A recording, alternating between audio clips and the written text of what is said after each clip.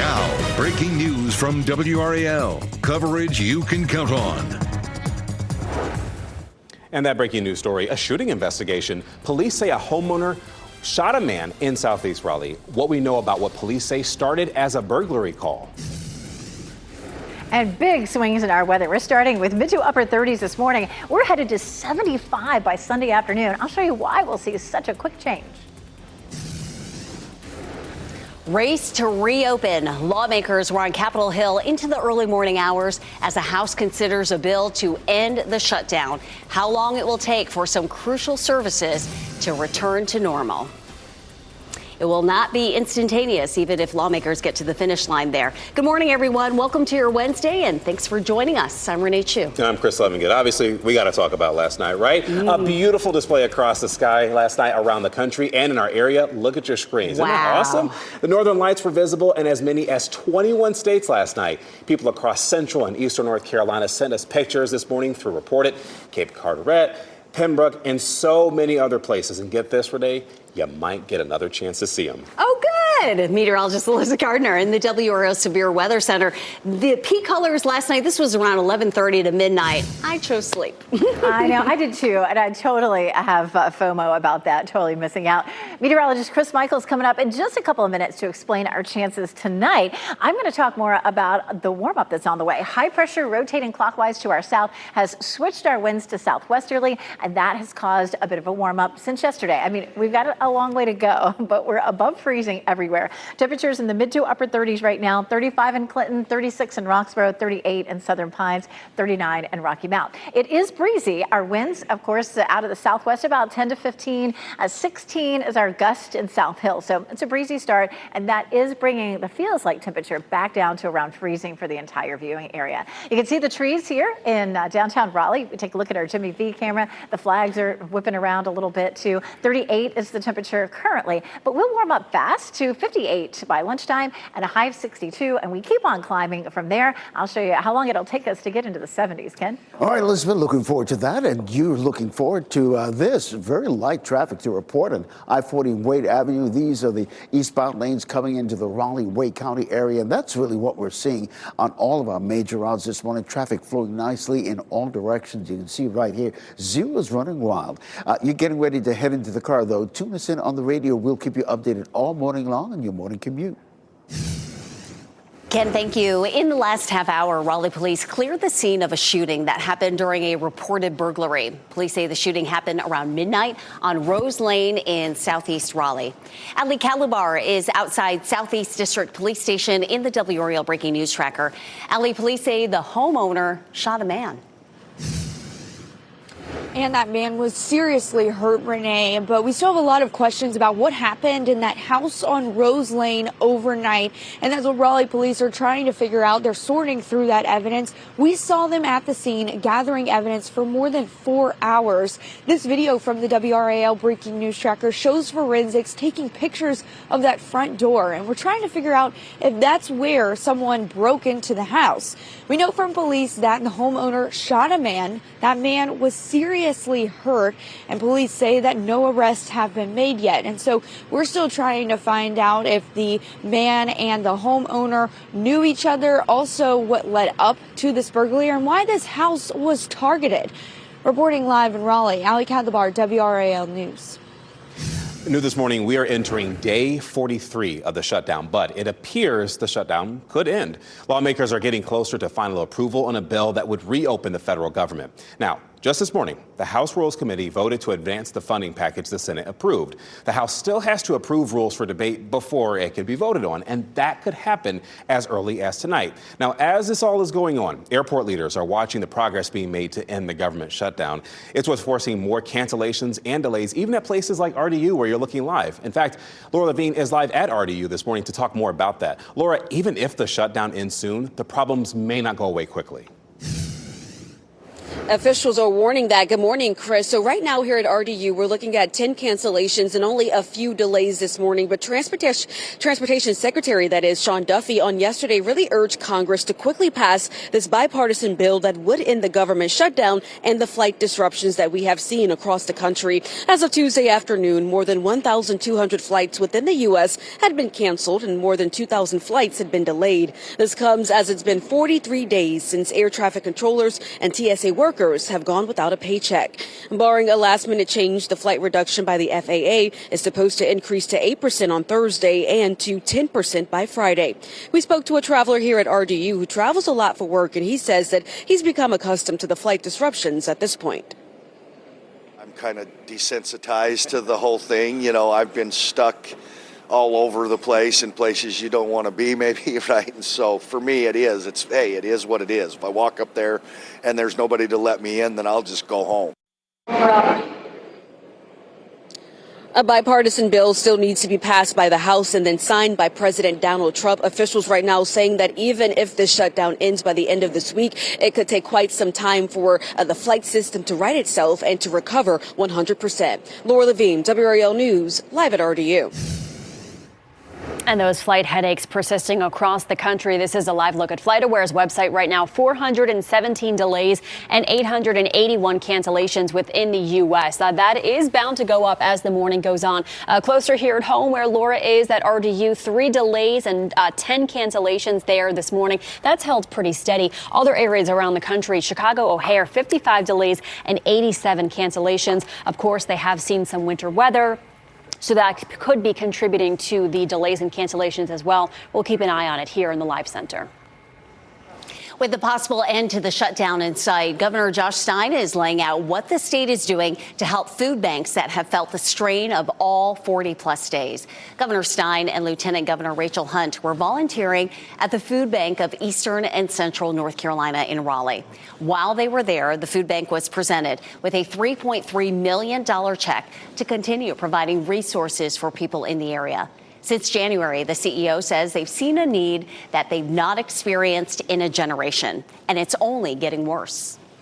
Since the shutdown, we've seen a drastic increase in need from our federal workers who are going without paychecks and now from the SNAP delays. We are very hopeful that SNAP will be reinstated in full by the end of the month, but we know that it's going to take time for people to catch up after these delays have happened. Having hungry Americans is a choice that the federal government is making. That is the wrong choice. We will be following all of the latest developments on the efforts to end the shutdown. For up-to-the-minute news and push alerts, you can download the WRAL News app. Happening today, leadership with the UNC system is expected to talk about tuition hikes for new students next fall. WRAL's Kelsey Coffey is live at UNC's campus in Chapel Hill this morning. Kelsey, this conversation is being brought up as schools prepare for funding cuts. Yes, Chris, it sure is. Thousands of students are already waiting to find out if they've been accepted to UNC for next school year. And today, the Board of Trustees will discuss whether their tuition rates will be higher. Right now, the board is considering a 3% tuition increase for in-state undergraduates. That's the max that's allowed under state law. They're also discussing a 10% tuition increase for out-of-state graduate students. Similar conversations are happening at NC State. They're considering upping their tuition by 3% for both graduate and undergraduate students. UNC has kept the same tuition cost since 2017. The Board of Governors has prioritized keeping rates flat for years. Lawmakers are still working on finalizing a state budget. Brian Murphy with WRAL Investigates explains how the House and Senate's negotiations could impact college tuition fees. Both sides in their plans indicated that they would cut higher education funding and that the schools would have to make up for it with some tuition increases. And we could see tuition increases at other schools across the university system. Now, we researched how much tuition would go up at both UNC and NC State, those exact numbers of what students could be potentially paying. You can find that information on WRAL.com. Kelsey Coffey, WRAL News, live in Chapel Hill. A person is in jail this morning after a fight outside a bar in Raleigh. This happened on Glenwood Avenue near West P Street. Police say two men got into a fight outside a bar there. One of them ended up with a cut on their back from a knife. He needed stitches. The suspect is charged with assault causing serious bodily injury. A person was seriously injured after a car hit them in Raleigh. This happened shortly after 6 p.m. yesterday on Clark Avenue near Chamberlain and Gardner Streets. Video from the WRAL breaking news tracker shows police on the scene hours after the crash. The driver stayed on the scene as well. We are still working to learn whether the driver will face charges. A mother in Butner says she was unaware that she was feeding her child formula that's part of a recall over botulism concerns. Well, now she knows. The company ByHeart announced a nationwide recall of its formula on Monday. Health leaders say at least 15 babies have become sick, and there's another case in our state being investigated. That mother we spoke with says she learned of the recall just moments after feeding her 8-month-old. Right now, it's just watching for any of the symptoms, and hopefully it's nothing. I certainly hope the child's going to be okay. Doctors say parents should look for signs of paralysis, poor feeding, and trouble breathing. Symptoms can appear a few days after the baby is exposed. Honoring a fallen officer. As people remember the Wake Med police officer killed in a shooting over the weekend, police who knew the suspect are raising questions about what happened. And a bright night sky. How last night may not have been, plot twist, your only chance to catch a glimpse at the Northern Lights. And yesterday was cold. Our high in the afternoon only in the mid-40s. Big changes today. After school practices will be much warmer with a high in the low 60s. I'll show you why we're seeing such a big change. And here's a look at your winning Mega Millions numbers. 10, 13, 40, 42, 46. The gold Mega Ball is 1. No jackpot winner last night. Friday's drawing will be worth $965 million. As you get into your car, tune to WRAL News Plus on your radio. In Raleigh on 99.3 FM. In Durham, 96.5 FM. And everywhere on 101.5 HD3.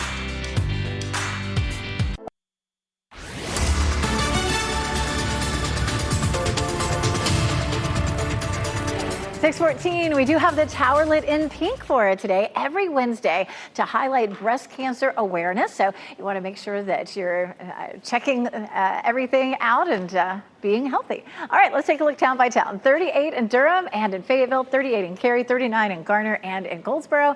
Our school day planner looks like this. Instead of being so cold like we were yesterday, we're starting off in the mid to upper 30s, but the wind chill is making it feel like low 30s for this morning. It's a quick warm up. Our wind shifts to southwesterly, and that's going to bring us highs in the low 60s compared to yesterday when we were in the mid 40s. I'll show you how many more warm days are in our forecast coming up. Ken?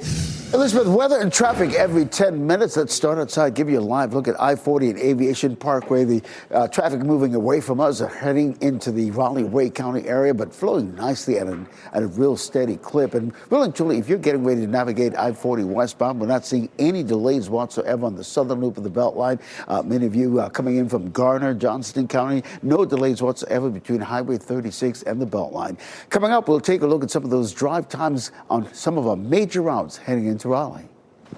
Ken, thank you. As the community remembers a Wake Med police officer killed in a shooting over the weekend, people who know the suspect are raising questions. There was a procession for Officer Roger Smith yesterday.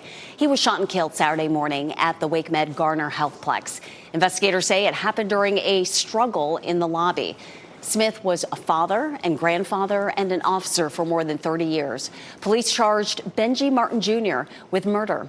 Martin's friends say the accusations are out of character. They're demanding more information. We want to see what really happened, because Benji is not that type of person. He's a good kid, man, you know, and has no background, no record on anything. Police say Martin was also shot during the struggle. He'll be taken to jail once he is out of the hospital. Police still haven't said what led to the shooting. Meanwhile, the Carolina Hurricanes will honor Officer Smith at Saturday night's game at Lenovo Center. They will also host his family. In Smith's obituary, it said he was a huge Carolina Hurricanes fan and never missed a game if he could help it. The push to reopen the federal government could bring major changes to North Carolina's hemp industry. Part of the spending bill would ban the sale of most hemp-derived THC products. The bill would lower the amount of THC allowed in those products from 0.3% by dry weight to 0.4 milligrams total. Some products that are illegal now would have 5 to 6 times the proposed limit of THC. And the owner of a Raleigh hemp shop we talked to says these changes go too far. That law effectively would make 99% of the products in my store and 99% of the products available in stores across the country illegal. Just this past summer, Governor Josh Stein announced an advisory council to look into the unregulated THC market. He called it the Wild West and said there needs to be order. All right, so the Northern Lights, they were so beautiful and bright across the night sky for millions of people in the country last night. Meteorologist Chris Michaels, he barely got any sleep while he was tracking them there. Chris, we might get another chance to see him tonight. We might. And you know what's absolutely crazy? I just got sent this picture from Australia, okay? So there's the Northern Lights and then the Southern Lights, which is called Aurora Australis, and I can't believe we're showing that. So thanks to Tay on TikTok for sending that our way. Closer to home, this is what it looked like on Sugar Mountain. Debbie Manis with a great shot there. And even closer, Mary Oldham, an old friend of mine in Pittsburgh, getting a great shot of the Northern Lights there. So we do at least have the potential, according to the University of Alaska Fairbanks Geophysical Institute, with the geomagnetic storm or solar storm likely to be strong around midday today. There's the potential that we see it pretty much immediately after sunset. We're really keeping our fingers crossed that it maintains intensity until then. So try it out. Give it a shot. After sunset, look north away from city lights. Put your phone's camera on night mode. And good news, Elizabeth, high pressure and control means a clear sky. And we had such nice clear skies last night, and the same pattern for us tonight. High pressures rotate clockwise, and not only is this going to keep us clear, but it's also helping our warm up. This high is helping to push some warmer air in. You may notice it this morning. It's already a little warmer than it was yesterday. The colder air retreats up to the north. This high pressure system builds in and helps to push that warmer air into the region. So seasonable temperatures, which would put us back into the mid 60s. But we have even some 70s in our forecast, and I'll show you when. This is a look at the current temperature heading out the door. We're mostly in the mid to upper 30s, 35 in Clinton and Roxborough, but 39 in South Hill, Rocky Mount, 38 in Southern Pines and in Goldsboro. Our wind chill, though, is making it feel like it did yesterday. It feels more like 29 in Roxborough and 30 in Fayetteville. I say that. This is what the temperature felt like yesterday. The wind chill yesterday was down into the low 20s. So we're seeing a little bit of improvement. The winds are gusting to almost 20 miles per hour in Goldsboro, but that southwesterly wind at about 5 to 10 miles per hour right now will help to push that warmth in. So we go from mid 30s this morning to 62 this afternoon. Notice the mornings do stay cool in the 30s and 40s through Saturday morning. But the afternoon highs climb into the mid and upper 60s toward the end of the week. And look at that. By Sunday, we're hitting 75. Very similar to what we saw last weekend. Why are we seeing the big flip-flop in our temperature this time of year? It has to do with the jet stream. When the jet stream is to our south, all the cold air can filter into North Carolina. When it retreats northward, which is happening right now, all the warm air from the south gets to move back in. And so we see these flip-flops happening pretty regularly through the fall and the spring, and even sometimes through the winter as well. Our next weather maker, we were watching a couple of different lows with a chance for rain on Sunday and Monday. It is looking less likely at this point. This is a look at our forecast rainfall for the next 7 days. Minimal chances for rain at this point, as most of that all goes to our north. So enjoy the warm temperatures. Saturday and Sunday in particular look great. A slightly cooler high for Monday and Tuesday, but still feeling quite nice, Ken. All right, Elizabeth, we're going to start with that northern loop of the Beltline. This I-440 and Glenwood Avenue. You can see traffic flowing nicely in all directions right there in that northern loop of the Beltline. As we widen out the view, give you a look at that entire loop. You're starting from the I-87 to I-440 all the way over to Wade Avenue. Nothing but clear sailing this morning. So that's really good news. And that's what we're seeing in all of our major routes heading into the Raleigh-Wake County area. Just a 1 minute delay if you're coming in from Wake Forest, and just a 1 minute delay if you're coming in from Knightdale. You're getting ready to head into the car. Tune us in on the radio, 101.5 HD3. Answering tax questions, from charitable giving to home energy credits. 5 on Your Side explains what you need to know before filing. Plus, honoring veterans. The unique way the UNC football program is honoring former Tar Heels who've served our country. If you see breaking news, have a story tip, or take video or pictures of the weather where you are, please report it to us. We love your photos of the Northern Lights. Go to WRAL.com/report it to send your video, pictures, or tip to our news team. A new wall is paying tribute to dozens of people associated with UNC football over the years who've served in the military. All 61 of their names are now etched into this installation unveiled at Keenan Football Center. The wall details the name of each honoree, their branch, and years of military service, as well as position and years with the UNC football program. Anywhere on that wall is a huge deal, one that I will take with me for the rest of my life, and I hope my kids and grandkids have a chance to come up here and see it. The goal is for this wall to expand as more alumni are identified and as more alumni complete their military service in years to come. This What's Trending report, sponsored by Rug & Home. Another chapter in the Toy Story saga and bringing a part of Wicked to life. Long sigh. Let the movie go. Hey, Ken Smith here. Now is What's Trending. Hi, Ken. Hi, Chris. Hey, Woody and Buzz and Jessie all back in action for Toy Story 5. The first trailer now out reveals a new high-tech toy rival named LilyPad. Tom Hanks, Tim Allen, and Joan Cusack are all returning to voice the iconic characters. Toy Story is just the gift that keeps on giving to those actors, right? Wow. Tony Hale will also be returning as the character Forky. Love Forky. Conan O'Brien will be joining the cast as well. The movie set to be released in June of 2026. Chris, Jordy is going to love it. I'm sure he will, but I'm sure Toy Story 8 will be out like next year. Golly, let it go. Plenty of time. I know. So a lot of people are making their holiday travel plans, right? So Wicked actress Cynthia Erivo teaming up with Airbnb to give fans a chance to a sneak peek inside Alphaba's retreat. Ooh. This is a real-life recreation in Thousand Oaks, California, of the character's retreat from the movie. Now, Airbnb is inviting up to 20 fans to visit the home with Erivo. Booking requests are already available. Yeah, she and Ariana Grande will be on the Today Show exclusively talking about Wicked for Good. My question is it a limited offer or an unlimited? See what he did there? He's here all week, folks. Thanks, Ken. Okay. We have much more news to tell you about. A shooting in Raleigh. One person was seriously injured at a home overnight. What we know about the investigation from police. And shutdown headaches. Airports are preparing for another day of cancellations and delays. How these problems could last well after the government reopens. And big changes with weather. It's not quite as cold as it was yesterday. Still cold weather in my book, but I'll show you why temperatures will start to climb quick coming up.